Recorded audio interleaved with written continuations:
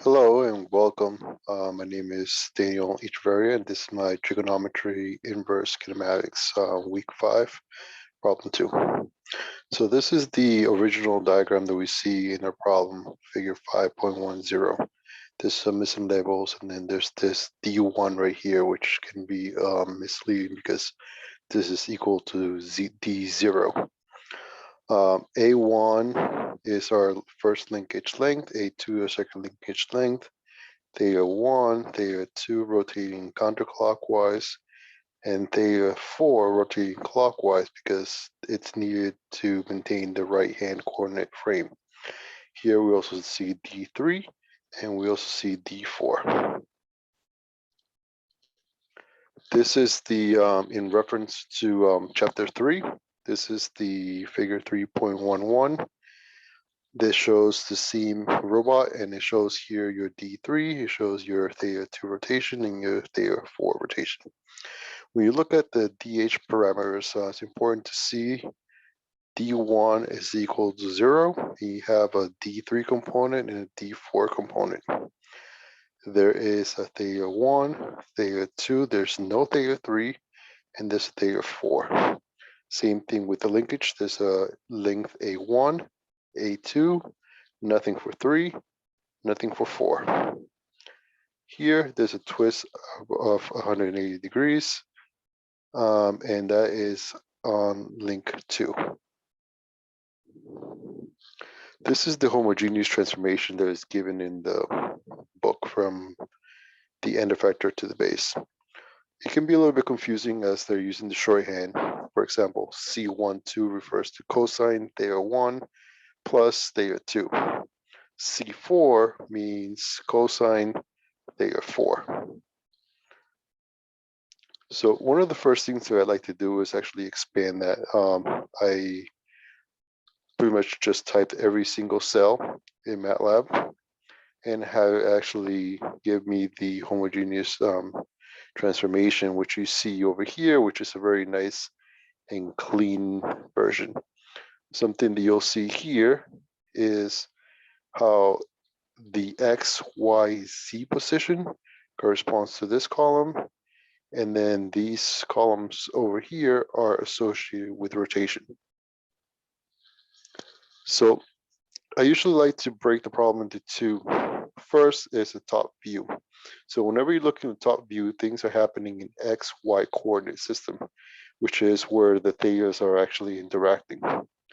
So in order to figure out what theta 2 is, which is over here, we use the cosine law, which is right here.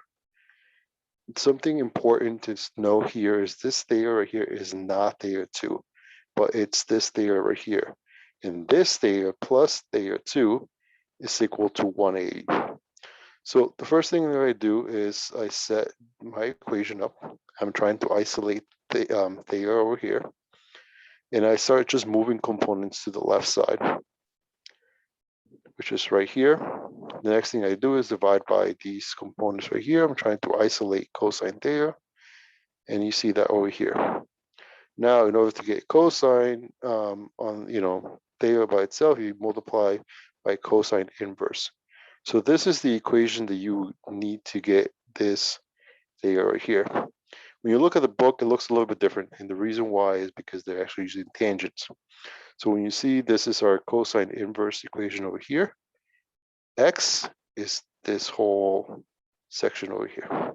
And that's how they get it into this form right here. And here is how they're showing your theta 2 in the tangent form. Now that you know theta 2, you need to try to find out what theta 1 is.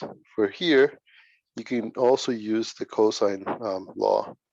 In this case right here, we're looking for this angle right here, which is beta, because we know that theta 1 plus beta is going to be associated with this portion over here.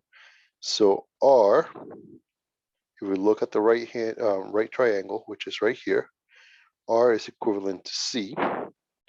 And then you can actually see that the X component is R cosine theta 1 plus beta. So this is how we find out beta. We use the same cosine law, and we go through the same process as we did previously in order to get beta by itself. Now that we know beta, we can plug it into here and then just, divide by R, inverse of cosine, and then you end up with this expression right here. So you just move beta to the other side, and then you get your theta 1.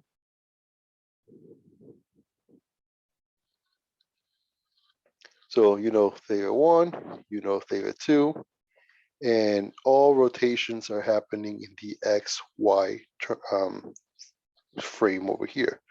So by knowing theta 1 and theta 2, you can find out using this alpha what theta 4 is. And alpha is the tangent of these two components right here, where this is the rise and then this is the run. One thing to note here, we're only seeing rotations in this direction, which is the XY. We do not see any rotations in Z. Now we move to the other section right here, which is, a side view. So anything that is happening along this Z axis, that's your D3 and your D4. D1, we said it was 0. So I'm just rewriting this equation right here, which is 5.54. And you can kind of see that D3 minus 0Z minus D4, just moving this to the other side. Just moving this to the other side, you end up with this equation right here, which is corresponding to your Z component right here.